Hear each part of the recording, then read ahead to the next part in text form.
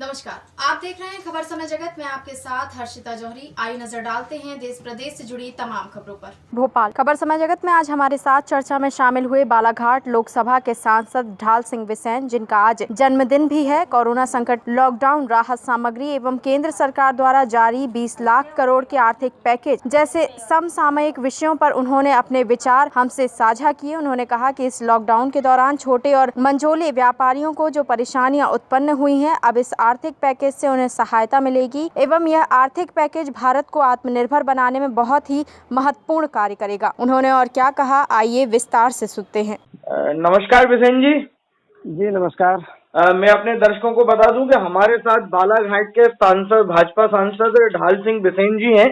और ढाल सिंह जी, आपको जन्मदिन में है आज आपका, तो आपको जन्मदिन की भी बहुत ढेर सारी शुभकामनाएं सबसे पहले हमारे चैनल की ओर से।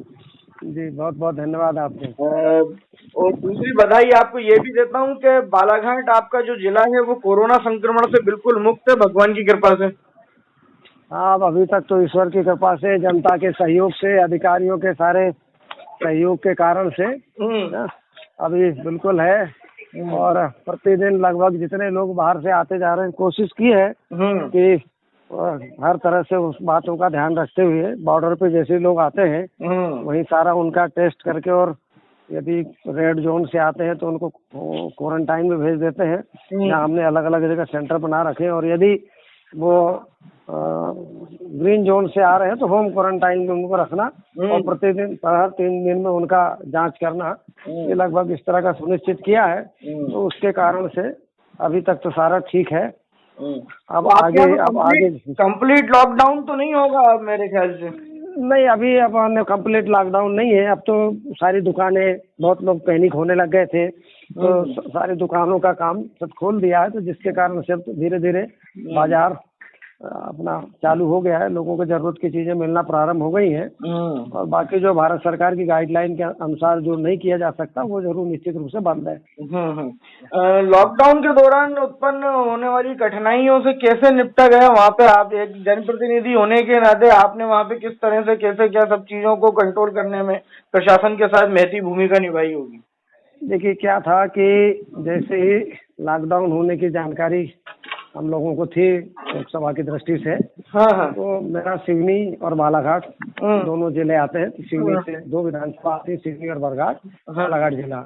हमने दोनों कलेक्टर से एक साथ चर्चा करके हमने कहा कि लॉकडाउन होगा तो उसके पूर्व हम अपने गांव में जो बाहर से लोग आएंगे या जो जहाँ रुक गए हैं, हमने एक व्यवस्था ऐसी बनाई कि ये देखें कि जो अचानक जब सारा बंद होगा तो लोगों को एकदम भोजन और उसकी सारी सामग्री की दिक्कत आएगी। तो उस समय शासन ने 3 माह का इनको हर एक को अनाज वितरित कर दिया था। और हमारे ध्यान में ये भी था कि बहुत सारे लोग ऐसे हैं कि जिनके राशन कार्ड नहीं है, जिनकी राशन पर्ची नहीं है, नए लोग कुछ ऐसे आ गए जिनके पास रोज कमाने खाने वाले लोग का राशन नहीं होगा तो दिक्कत होगी।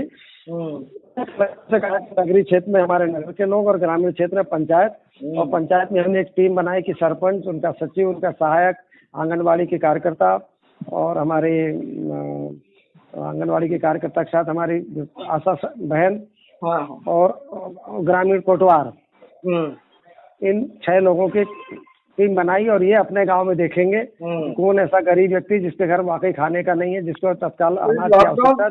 लॉकडाउन के दौरान ढाल सिंह जी, आप भी वहीं बालाघाट में ही रहे होंगे फुल टाइम? मैं सिवनी। अच्छा, सिवनी में।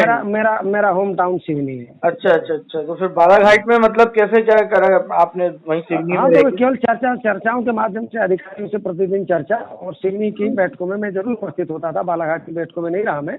और हमारा लगातार वहाँ के प्रशासन से संपर्क, दोनों कलेक्टर हमारे सिवनी और बालाघाट से संपर्क जो हम तय करते थे बालाघाट कलेक्टर से। वहाँ की जनता की अपेक्षा तो रही होगी ना कि हमारे सांसद महोदय हमारे साथ नहीं आए? नहीं, देखिए, आप पहले बताए कि यदि मुझे कहा कि लक्ष्मण रेखा पार नहीं करना, इसका अर्थ क्या हुआ? इसका अर्थ क्या हुआ? और नेता जब निकलेगा और उसके साथ फिर भीड़ आती तो फिर आप ही कहते हो कि ये लॉकडाउन का पालन नहीं कर रहे हैं। सही बात है ना, सोशल डिस्टेंसिंग का पालन नहीं कर रहे हैं। तो इसलिए हमने उस बात को कहा कि भाई आत्म अनुशासन होना चाहिए। मैं यदि लगातार घूम भी लेता तो क्या करता, काम तो प्रशासन के साथ ही मिलके करना है। केंद्र सरकार ने जो आर्थिक पैकेज दिया है, बहुत बड़ा आर्थिक पैकेज जिसके बारे में चर्चा हो रही है जी, इसको किस तरह से देखते हैं आप? देखिए, आर्थिक पैकेज आप जानते हैं कि हम कहते हैं कि भारत की आसमां गाँव में बसती है। यहाँ से अपन आप चालू करते हैं और आप ये भी देखते हैं कि जीडीपी में सबसे बड़ा यदि किसी का योगदान होता है तो ग्रामीण भारत का ही होता है। शहर का तो है ही अपनी जगह, पर हमारी अर्थव्यवस्था आज भी इसलिए अच्छी है क्योंकि ग्रामीण भारत में इस तरह की ज्यादा अपेक्षाएं और ज्यादा आवश्यकताएं नहीं है और इसलिए कम में जीने की आदत है और इनके लगातार काम चलते रहे और यही कारण है कि आज आपको खाने पीने की सारी चीजें सब उपलब्ध होती गई। निश्चित रूप से ये जो छोटे लघु मध्यम सूक्ष्म उद्योग इनको जो राशि देने की चिंता की तो इससे लाभ हमको ये मिलेगा कि ये जो उद्योग हैं इनको एक पनपने का आगे बढ़ने का अवसर मिलेगा। जो लॉकडाउन के कारण से जिनकी इकोनॉमी अभी गड़बड़ हो गई, व्यवसाय इनका बंद हो गया, 2 माह से कुछ उद्योग नहीं चल पाया, इनको जो लॉस हुआ और किसी को लग रहा है कि मुझे और अभी आप देखेंगे कि जो मैं समझ रहा हूँ कि छोटे मंजिले उद्योग बहुत सारे लोग जो सारे काम करने वाले हमारे मजदूर भाई थे, लेबर थे या जो स्किल्ड लेबर था वो भी भाग भाग के वापस अपने अपने क्षेत्रों में चला गया। तो बहुत सारे लोग तो अभी इससे भी जूझेंगे कि उनको आदमी काम करने के लिए मिलेगा। चले यदि फैक्ट्री चालू करना चाहेंगे तो पता लगा कि आप मजदूर नहीं है उनके पास। तो ये बहुत सारी तो कुछ लोग हो सकता है कि अपने आप को कुछ नया मैकेनाइज करेंगे, नए मजदूर लाएंगे। इसके अलावा असली में क्या हुआ है इस लॉकडाउन में, भाई एक जो बिल्कुल निचला तबका है जो लोअर कैटेगरी में आते हैं जो लोग, उनको तो सरकार ने राशन और सारी चीजें और राहत सब मुहैया करा दी थी। तो उन सबको तो किसी को 2 महीने किसी को 3 महीने, ज्यादातर लोगों को राशन प्राप्त हो गया, ज्यादातर लोगों को कहीं ना कहीं से राहत प्राप्त हो गई। कोई सामाजिक संस्थानों ने भी काम करे उनके लिए। एक वर्ग होता है जो निम्न मध्यम वर्ग और मध्यम वर्ग होता है जो छोटे मोटे दुकानदार होते हैं, निजी संस्थानों में नौकरी करने वाले कर्मचारी 10-15 हजार महीने की नौकरी करते हैं जो लोग, वो कर्मचारी होते हैं। इन लोगों के लिए राहत पैकेज में कुछ भी नहीं रहता और इन लोगों को राहत पैकेज में कुछ नहीं मिला, जबकि वास्तव में इस लॉकडाउन में सबसे ज्यादा प्रभावित ये लोग हुए हैं। नहीं देखो, प्रभावित तो सभी हुए हैं। हम ये नहीं कह सकते कि आप छोटा यदि आप गिनेंगे तो इनकी श्रेणी 100 से ऊपर चली जाएगी। 100 से ऊपर चले जाएगी। और अब ऐसा भी नहीं, इसलिए कहा कि यदि आप इस बात को देखेंगे कि मैं यदि अपने सिवनी का ही बताऊं, मेरे यहाँ पर 16 लाख लोग हैं। हमने 13.5 लाख लोगों के यहाँ अनाज वितरण किया, ठीक है ना। अब 13.5 लाख लोगों को दिया तो अनाज भी गया, जनधन का खाता है तो 500 रुपये भी गया, उज्ज्वला का भी उसको पैसा गया, किसान है तो किसान के खाते में पैसे गया, काम करने वाला होगा तो उसका भी जनधन के खाते में उसको 500 रुपये गया होगा। यदि जनधन का खाता है तो वो कोई भी उसको उसके खाते में पैसा गया, जो भी उस गरीबी रेखा के सारे लोग हैं। अब निश्चित रूप से कुछ थोड़ा सा तबका है जो मीडियम है, वाकई में परेशान भी है और उसको काम भी नहीं मिला 1 महीने 1.5 महीने में। पर ये परिस्थितियां अब ऐसा है कि सारे सरकार की जेब में भी इतना नहीं कि सारे लोगों को सारा पैसा ही दे दे। तो इसीलिए ये जो अब लोगों के लिए जो लघु सूक्ष्म और मध्यम उद्योग लोगों को आत्मनिर्भर बनने के लिए जो मोदी जी ने ये जो नया काम दिया कि आप अपने आप को आत्मनिर्भर कैसे बनाएंगे। अभी आप दूसरे के यहाँ काम कर रहे हैं, यदि आप अपना खुद का व्यवसाय करेंगे तो पूंजी लगेगी, पूंजी कौन को देगा, फिर आप पूंजी बैंक देगा, पर फिर क्या होता है गारंटर चाहिए। इसलिए यहाँ बिना गारंटी का लोन देने की चिंता की है, बिना गारंटी का पैसा देंगे, साल भर आपसे मूलधन नहीं मांगेंगे। तो ऐसा व्यवसाय आप जिसको जमा करके आप अपना रोजगार प्राप्त कर सकते हैं, खुद भी अपना रोजी कमाएंगे, हो सकता है 2-4 दूसरे 5 लोगों को आप भी रोजगार देंगे। तो आत्मनिर्भरता की ओर बढ़ने का ये जो कदम है, ये जो रूरल भारत है, जो ग्रामीण भारत है, जो निकल के शहर में ज्यादा आया है और ये जो ज्यादा पीड़ित हुआ काम के चक्कर में, ये यदि अपने गाँव आता है और अपना काम करता है तो कहीं ना कहीं इसको अपने स्किल्ड का और अपने ज्ञान का यदि उपयोग करके, और नहीं है तो फिर उसका अनुभव लेकर के यदि इसका उपयोग करेगा तो निश्चित रूप से भारत को समृद्धि की ओर बढ़ाने में ये जो 2 लाख करोड़ का जो पैकेज है मदद करेगा। और ये केवल अकेले इसी के लिए नहीं है, अभी देखते जाइए अभी तो केवल ये MSME के लिए इन्होंने 20 लाख करोड़ का आपका थोड़ा सा किया है, लगभग ये मेरा ख्याल 3,000 करोड़ के लगभग का इसका इनके लिए किया है, छोटे उद्योगों के लिए। अब ये 20 लाख करोड़ है, इसका मतलब कहीं ना कहीं सारे लोगों में इस तरह के काम के लिए डिस्ट्रीब्यूट होगा। आज का मैं नहीं सुन पाया क्योंकि मेरा कॉन्फ्रेंसिंग चल रहा था बालाघाट के, उसके चक्कर में। तो आज कुछ किसानों के लिए किया, कुछ दूसरे लोगों के लिए किया, रोज कुछ ना कुछ आएगा, रोज कुछ ना कुछ आएगा।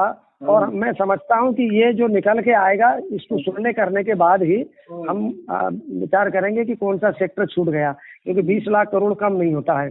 और ये यदि हमारा ग्रामीण भारत यदि उठ खड़ा हो गया, आत्मनिर्भर भारत जिसको हम कहें कि पुरानी भाषा में स्वदेशी, यदि हमने जो लोकल को ब्रांडिंग करने के लिए जो कहा मोदी जी ने कि लोकल को आप वोकल करिए, लोकल को आप ब्रांडिंग करिए, लोकल चीजों की परचेसिंग करिए, मतलब एक तरह से है कि हम कोशिश करें कि हम अपने छोटे छोटे जो हमारे घर में उत्पाद जो होता है इसका यही तो पैसा रोटेट होता है ज्यादा। बिल्कुल सही। बड़े कंपनियों का पैसा कहाँ रोटेट होता है? इसी से देश मजबूत होता है। बिल्कुल सही कहा आपने। इसलिए ग्रामीण भारत का यदि विकास होगा क्या, और ये जब शहर की ओर भागना बंद करेगा क्या, तो मैं समझता हूँ ये जो अभी जितनी हम अब देखिए दिल्ली के अंदर आप देखते होंगे कितने यानी एक जरा से 1 एकड़ की जमीन में पता लगा सब 20,000 लोग रह रहे हैं। अब हिसाब तो लगाए कि कैसी जिंदगी है।